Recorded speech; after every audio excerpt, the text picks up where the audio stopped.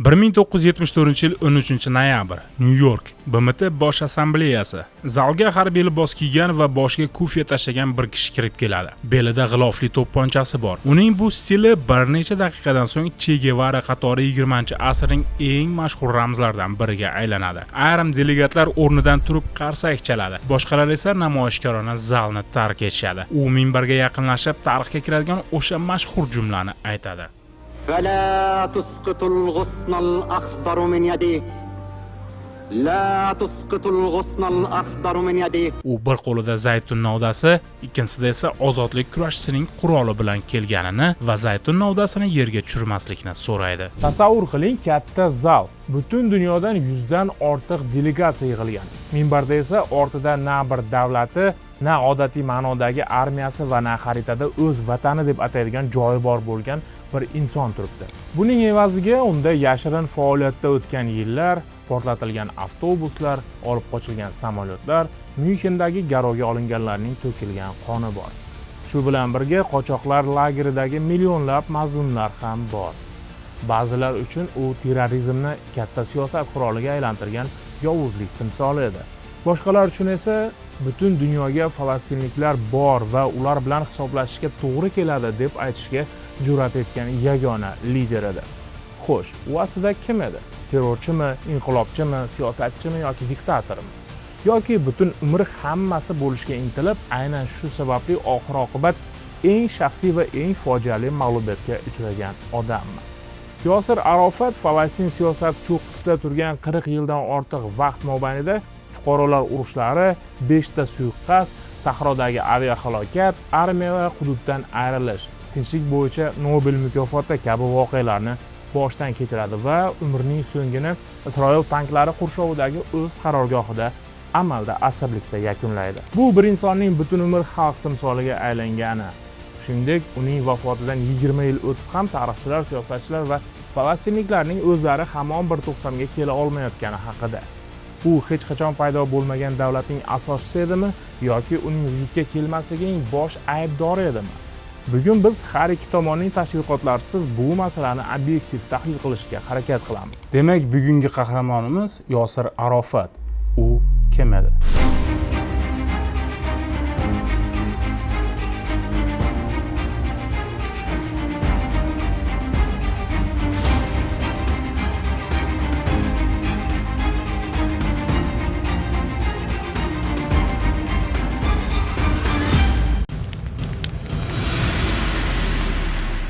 Arofatni anglash uchun bir necha daqiqa uning o'zini unutib, uni shaxs sifatida shakllantirgan zamon va makonga nazar tashlashimiz kerak. Falastin hududi 4 asr davomida Usmoniylar imperiyasining bir qismi, Yevropada deyarli hech kim e'tibor bermaydigan olis bir viloyat bo'lib kelgan. Birinchi jahon urushidan keyin esa hammasi o'zgaradi. Usmoniylar imperiyasi qulaydi va g'olib davlatlar uning xarobalari ustida Yaqin Sharq xaritasini o'z manfaatlari yo'lida qayta chiza boshlaydi. Falastin rasman Millatlar Ligasi boshqaruvidagi mandat, amalda esa mustamlaka sifatida Buyuk Britaniya qo'liga o'tadi. Aynan Britaniya hukmronlik qilgan o'sha 10 yilliklarda bu yerga yahudiy aholisi ommaviy ko'chib kela boshlaydi. Ular avvaliga Rossiya imperiyasidagi qatag'onlardan, keyinroq esa Yevropadagi natsizmdan qochgan odamlar edi. Yahudiylar uchun bu zamin vataniga qaytish haqidagi qadimiy orzularning ro'yobi bo'lsa, bu yerda necha avloddan beri yashab kelayotgan arab aholisi uchun o'z uyidan ayrilish xavfi tobora ortib borayotgan tahdid edi. Ikki jamoa o'rtasidagi ziddiyat yildan yilga kuchayib boradi. Inglizlar turli tomonlarga har xil va'dalar berib vaziyatdan chiqishga urinadilar. Ammo oxir-oqibat hech kimni rozi qila olmaydilar. 1947-yilda BMT ushbu hududni ikkita yahudiy va arab davlatga bo'lishni taklif qiladi. Yahudiylar rahbariyati bu rejani qabul qiladi. Arab davlatlari va Falastin yetakchilari esa uni rad etishadi. 1948-yili Isroil davlati e'lon qilinishi bilan darhol urush boshlanib ketadi. Qo'shni arab armiyalari yahudiy davlatining paydo bo'lishiga yo'l qo'ymaslik umidida bostirib kiradi, ammo mag'lubiyatga uchraydi. Bu mag'lubiyat falastinlik arablar uchun tom ma'nodagi falokatga aylanadi. Ular bu voqealarni falokat degan ma'noni anglatuvchi Nahba so'zi bilan ataydilar. Turli hisob-kitoblarga ko'ra 700 mingdan ortiq odam o'z uylarini tark etgan yoki quvg'in quvg'in qilingan. Iordaniya, Livan, Suriya va G'azo sektorida o'nlab qochoqlar lagerlari vujudga keladi. Mustaqil Falastin davlati esa tuzilmaydi. Iordan daryosining g'arbiy sohili Iordaniyaning, G'azo sektori esa Misrning nazoratiga o'tadi. Yosh Muhammad Arofat al-Husayni aynan mana shunday voqelikka davlatsiz, armiyasiz, xalqaro e'tirofsiz, ammo avloddan avlodga o'sib borayotgan adolatsizlik hissi hukm surgan voqelikka kirib kelish kerak edi. Keyinchalik butun dunyo uni Yosir Arofat nomi bilan taniydi.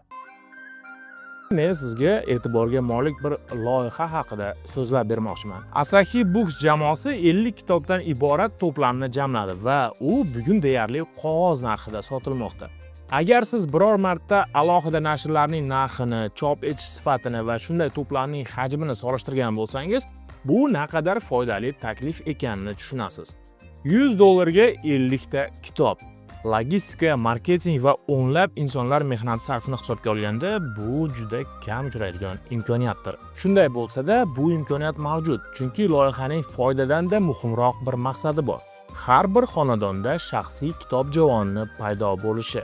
Shu bois 1,199,000 so'mlik narx 2026-yil oxirigacha saqlanib qoladi. Bu har bir kitob uchun atigi 23,980 so'm degani. Jamoa o'z muvaffaqiyatini foyda bilan emas, balki odamlar xonadonida paydo bo'lgan kitob javonlari soni bilan o'lchaydi. Bu ular uchun asosiy ko'rsatkichdir. Jamiyat minbarlarida aytilgan gaplar bilangina o'zgarmaydi. U qachonki kitob derazadagi nur yoki dasturxondagi non kabi xonadonning oddiy bir qismiga aylansa, ana o'shanda o'zgaradi. Barcha havolalarni pastda qoldiraman. Endi esa mavzumizga qaytamiz.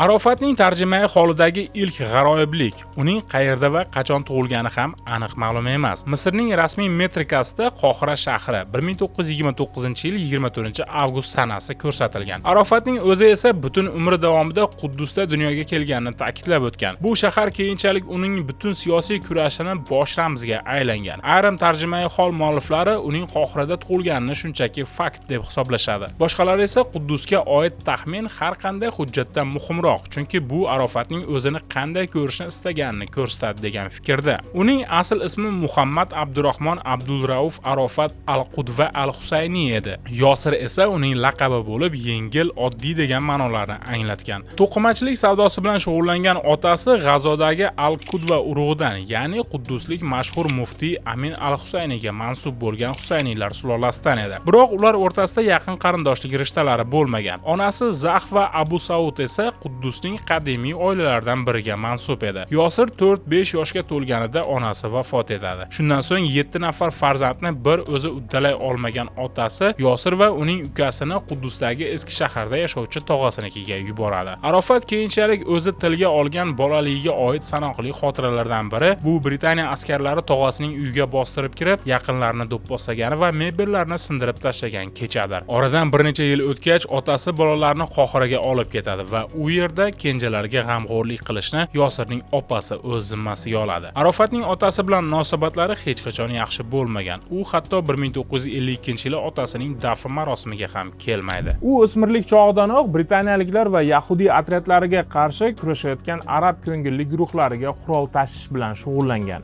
1948-yilgi urush boshlangan paytda u talabalarning milliy harakatiga a'zo bo'lib, Qohira universitetida muhandislik yo'nalishida tahsil olayotgan edi.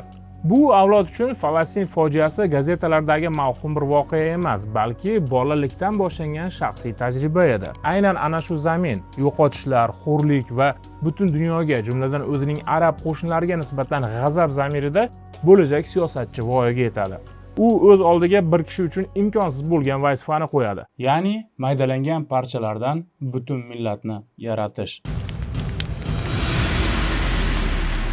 O'sha paytda birinchi bosqich talabasi bo'lgan Arofat o'qishini qisqa muddatga to'xtatib, G'azo hududidagi janglarda arab tuzilmalari tarkibida qatnashadi. Yangi tuzilgan Isroil armiyasidan ancha kuchli deb hisoblangan Birlashgan Arab qo'shinlarining mag'lubiyati yosh falastinliklar va arablarning butun bir avlodi uchun haqiqiy zarba bo'ladi. Ana shunda Arofatning butun keyingi hayotini belgilab bergan g'oya tug'iladi. Agar buyuk arab davlatlari Misr, Suriya, Iordaniya falastinliklarga vatanni qaytarib bera olmagan yoki qaytarishni istamagan bo'lsa, demak ularga umid bog'lash befoyda. Demak, falastinliklar qo'shni rejimlarning manfaatlarini pisand qilmasdan o'z kuchlari, o'z tashkilotlari bilan o'zlarini ozod qilishlari kerak.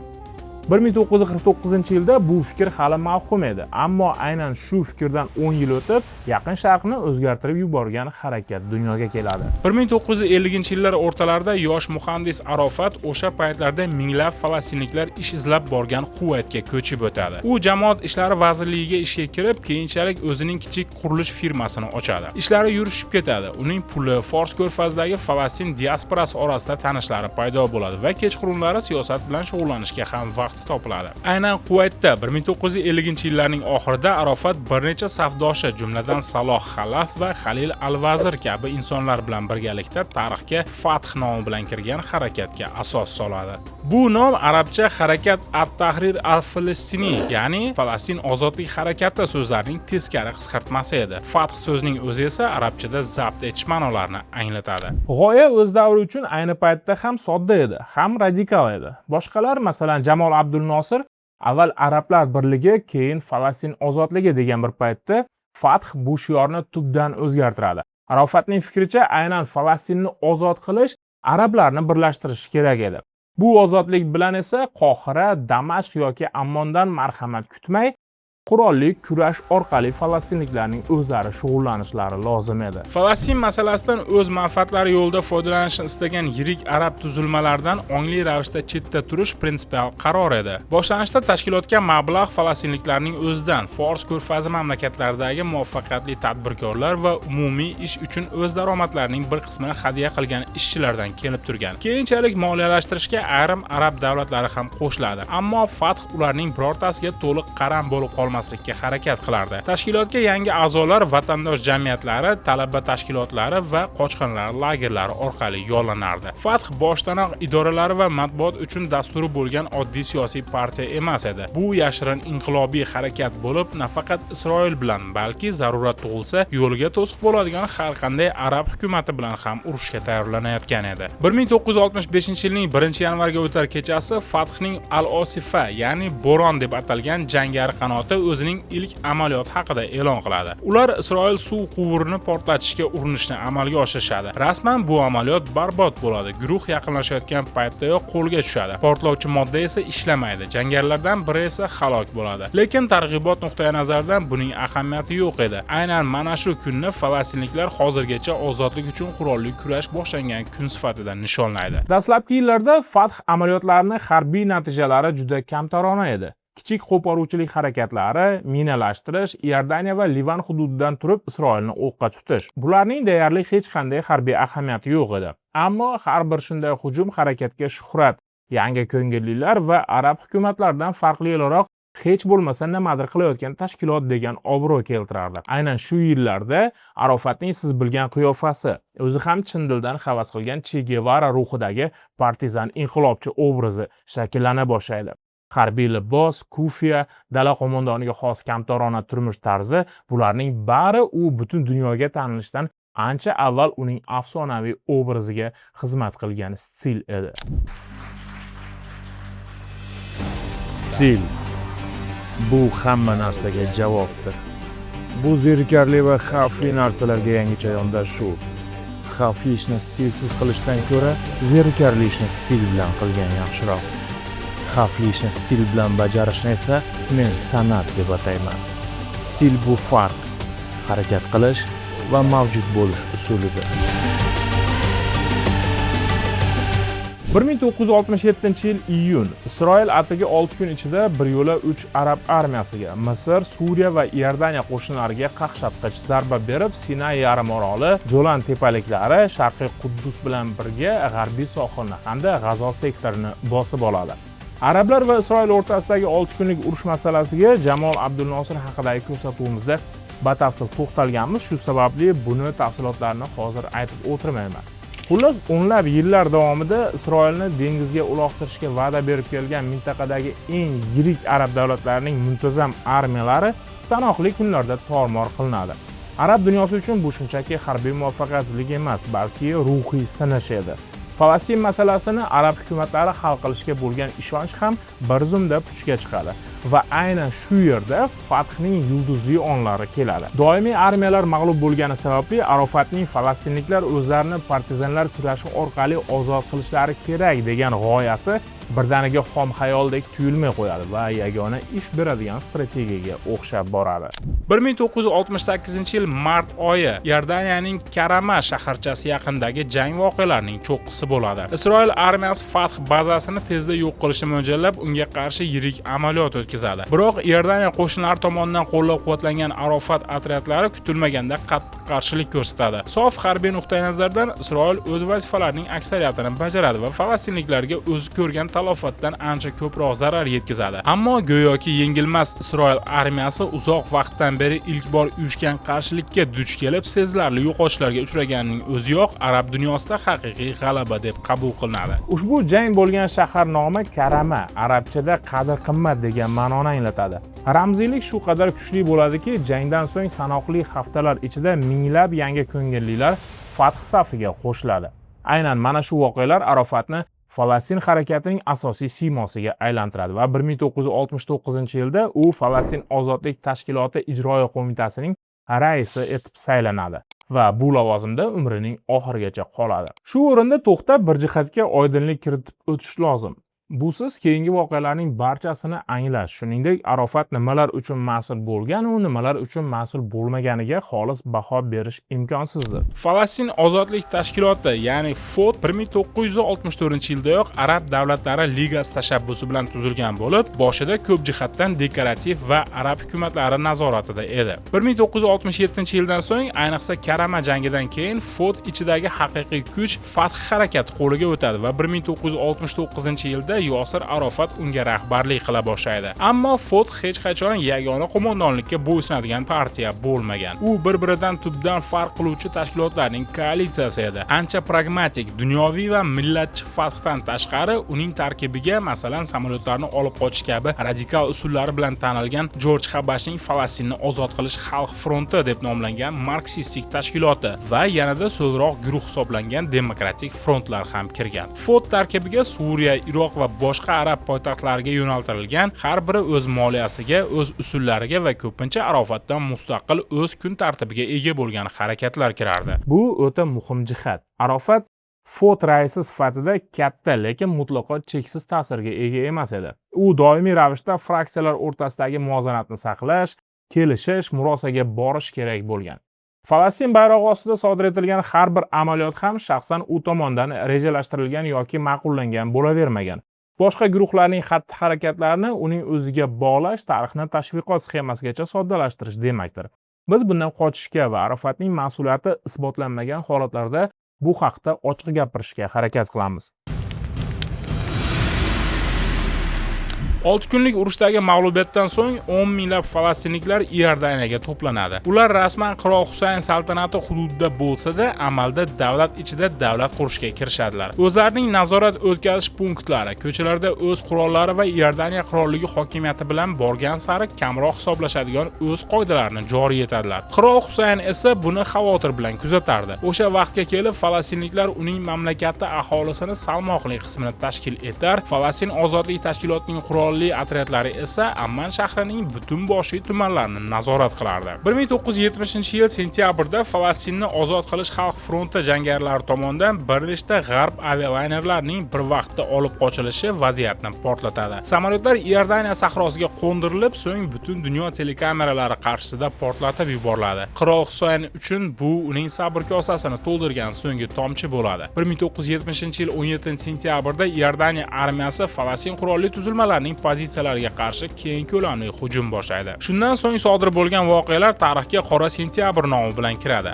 Amman va boshqa shaharlarda bir necha hafta davomida shiddatli janglar bo'lib o'tadi. Ayrim to'qnashuvlar esa 1971-yilning iyuliga qadar davom etadi. Falastin qurolli tizilmalari harbiy mag'lubiyatga uchraydi. Falastin ozodlik tashkiloti rahbariyati Iordaniyani tark etishga majbur bo'ladi. Jangarilar va siyosiy apparatning aksariyat qismi Livanga ko'chib o'tadi. Bularning barchasida shaxsan Arofatning o'rni qanday bo'lgan? U samolyotlarni olib qochish tashabbuskori emasdi. Bu ishlar ancha mustaqil harakat qilgan Xalq fronti guruhining tashabbusi edi. Biroq Falastin ozodlik tashkiloti raisi sifatida u oxir-oqibat butun Falastin harakatining Iordaniyada tormor etilishiga olib kelgan keskinlikni o'z vaqtida to'xtata olmadi yoki to'xtatishni istamadi. Harakat olovni yoqa bilish va uni to'liq nazoratda ushlab tura olmaslik bu uning butun siyosiy faoliyati davomida doimiy muammoga aylanadigan holatning ilk namunalaridan biri edi. Iordaniyadagi mag'lubiyat jarohatidan o'ziga Qora sentyabr deb nom qo'ygan yangi bir tuzilma dunyoga keladi.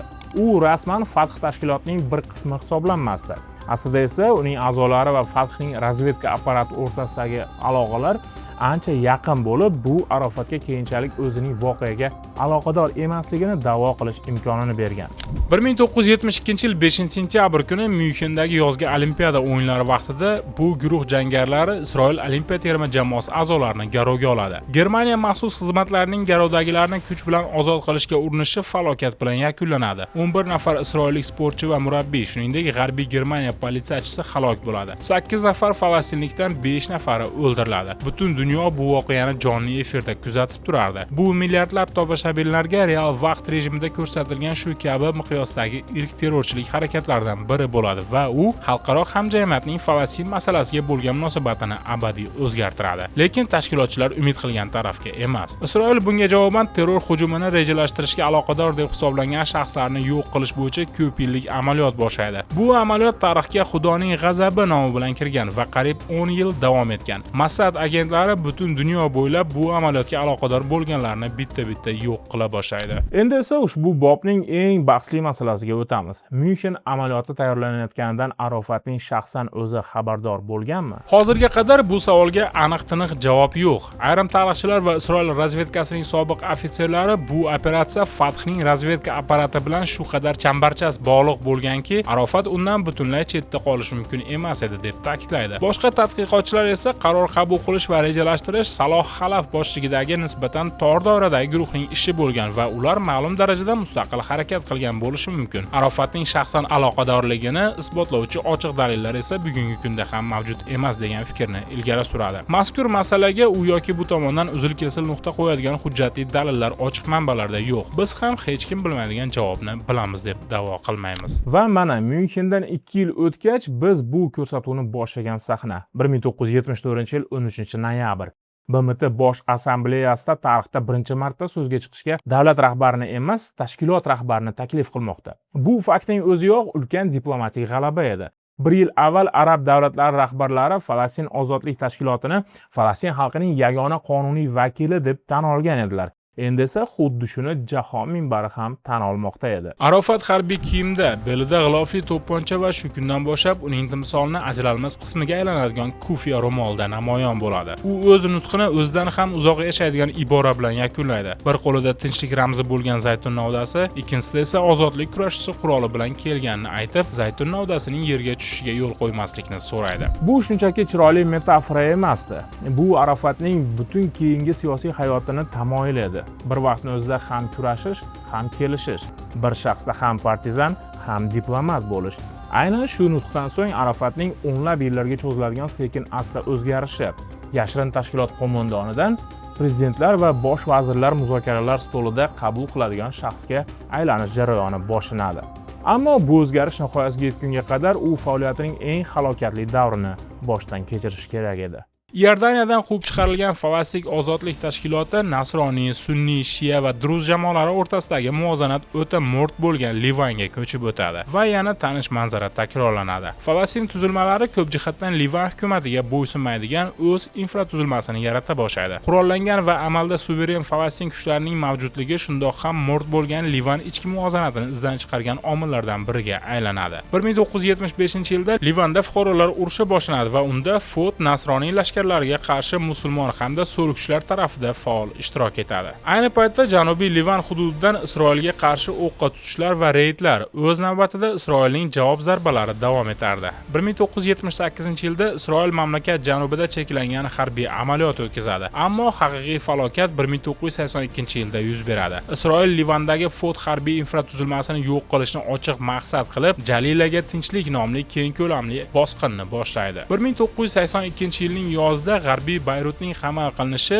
bu aholi zid joylashgan shaharning haftalab shiddatli bombardimon qilinishi hamda front chizig'ining har ikki tomonidagi tinch aholining cheksiz azob uqubatlaridir. AQSh vositachiligida evakuatsiya to'g'risida kelishuvga erishiladi. Arafat va uning jangarilari xalqaro kuchlar nazorati ostida Bayrutni tark etib, turli arab mamlakatlariga tarqalib ketadi. Falastin ozodlik tashkilotining shtab-kvartirasi esa Tunisga ko'chiriladi. Keyin esa bu urushning eng dahshatli voqealaridan biri sodir bo'ladi.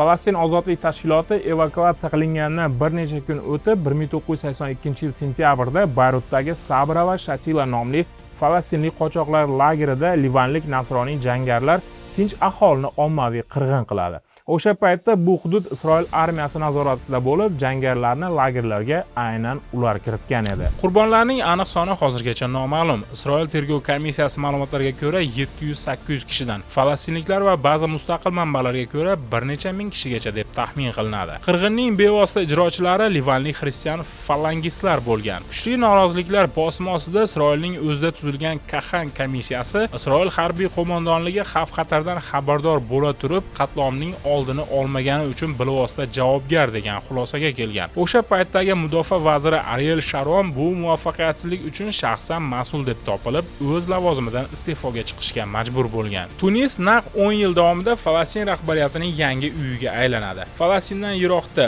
o'z xalqidan olisda, Arafat harakatini shu yerdan turib boshqarishda davom etadi. Bu orada bir necha suiqasdlardan omon qoladi va Isroil maxsus xizmatlarining doimiy tahdidi ostida yashaydi. 1985-yil oktyabrda Isroil aviatsiyasi Falastin guruhlaridan biri Kiprda isroillik sayyohlarni o'ldirganiga javoban Tunis chekkasidagi Fot shtab-kvartirasiga to'g'ridan-to'g'ri zarba beradi. Zarba paytida Arafat u yerda yo'q edi. Ayni paytda Isroil tomonidan bosib olingan G'azo sektori va g'arbiy sohil hududlarida Tunisdagi shtab-kvartira qarorlariga mutlaqo aloqasi bo'lmagan o'zgacha bir keskinlik to'planib borayotgan edi.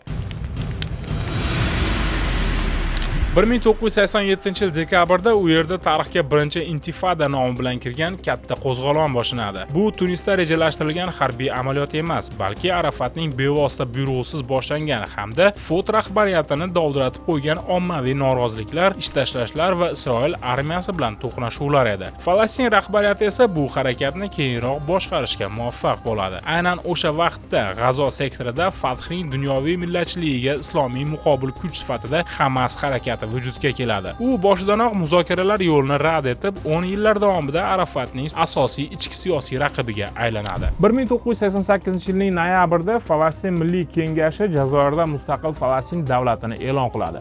Bu ramziy qadam edi, zero Falastin o'z suvereniteti ostida hech qanday real hududga ega emasdi.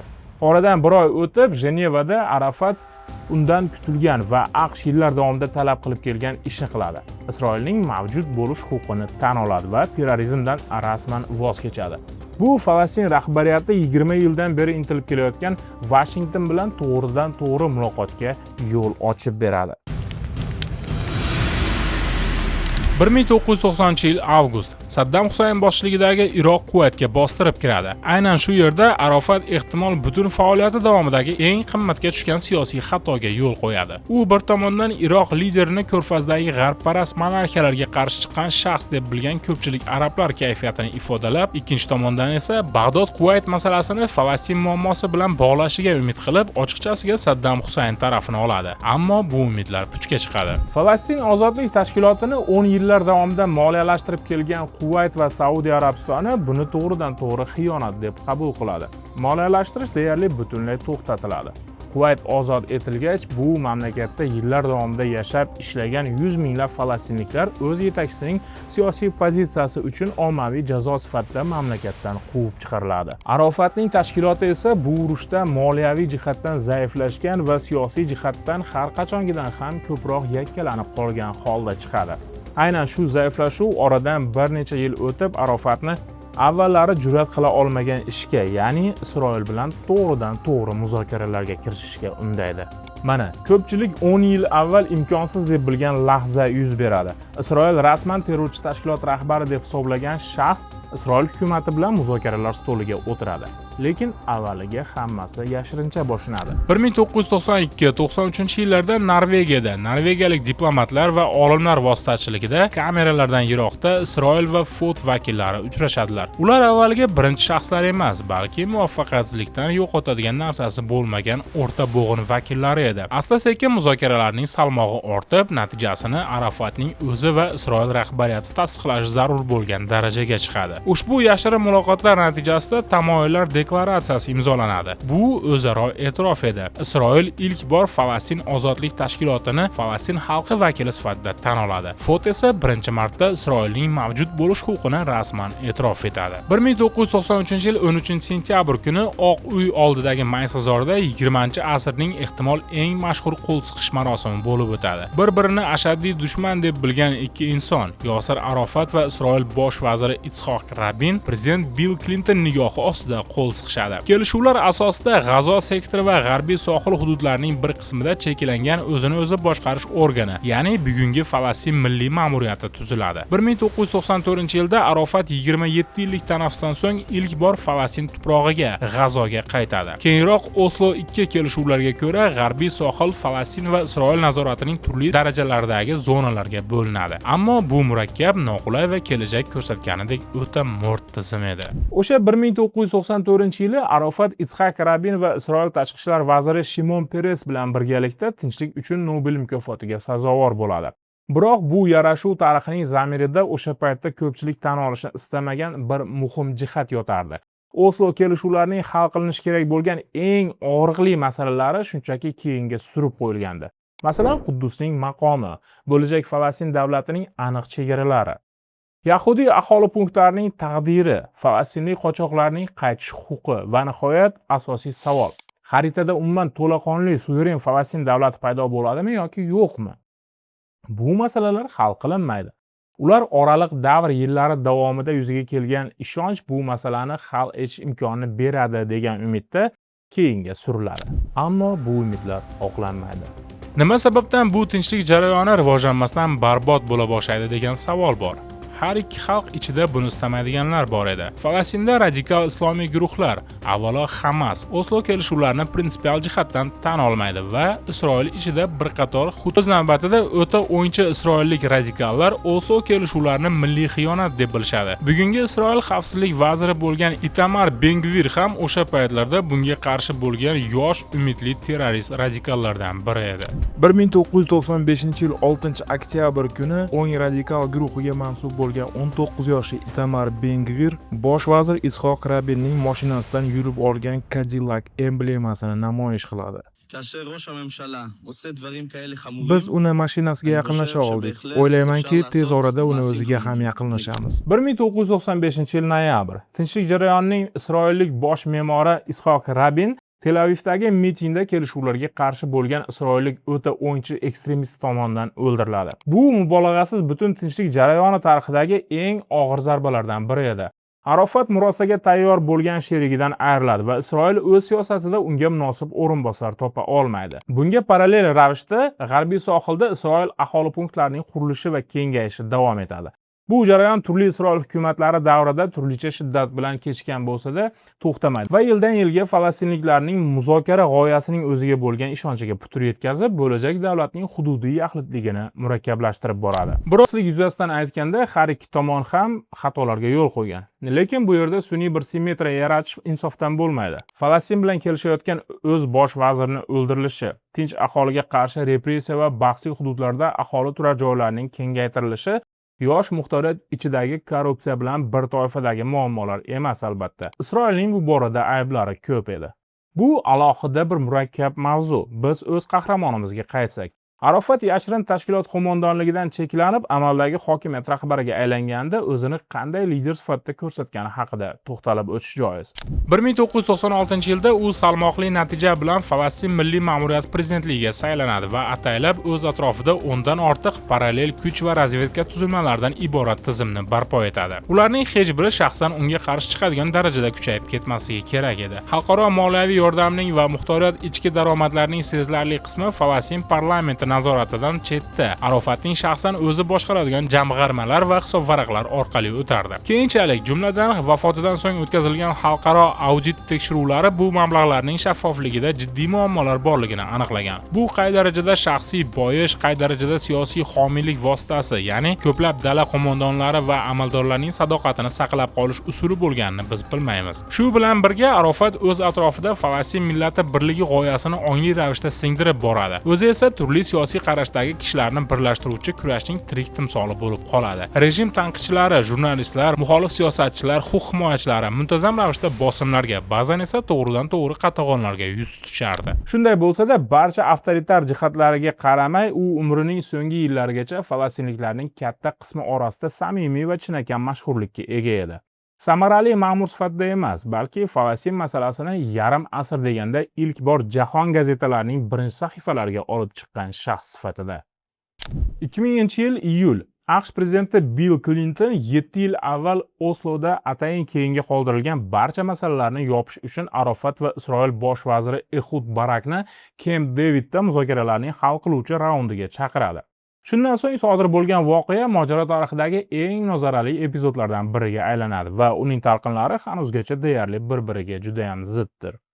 Keyinchalik Bill Clinton va Ehud Barak tomonidan aytilgan talqinga ko'ra, Isroil falastinliklarga misl ko'rilmagan darajada saxiy shartlarni, Yordan daryosining g'arbiy sohilining aksariyat qismi va butun G'azo ustidan nazoratni, shuningdek Quddusda ma'lum bir shaklda hozir bo'lishni taklif qilgan. Arofat esa hech qanday qarshi taklif bildirmay kelishuvni shunchaki rad etgan. Muzokaralarda qatnashgan amerikalik va falastinliklarning bir qismi ilgari surayotgan boshqa bir talqinga ko'ra, Isroil aslida hech qanday rasmiy yozma taklif taqdim etmagan. Faqat amerikalik vositachilar orqali yetkazilgan og'zaki mavhum takliflar haqida borgan. Bu talqinga ko'ra falastinliklarga taklif qilingan hudud bir-biridan uzilgan, yaxlit hududiy bog'liqlikka ega bo'lmagan anklavlarga bo'linib ketardi. Asosiy muammo esa yahudiylik uchun ham, islom uchun ham birdek muqaddas bo'lgan Quddusdagi Ma'bad tog'ining maqomi bo'ladi. Tomonlarning hech biri bu joy ustidan ramziy suverenitetdan voz kechishga tayyor emasdi. Hududning aynan necha foizi taklif qilingani haqidagi aniq raqamlar ham manbadan manbaga qarab farqlanadi. 50-60% dan 95% gacha bo'lgan raqamlar tilga olinadi. Tarixchilar, diplomatlar va muzokarachilarning o'zlari sodir bo'lgan voqeani shu qadar turlicha tasvirlashadiki, bu hodisa hatto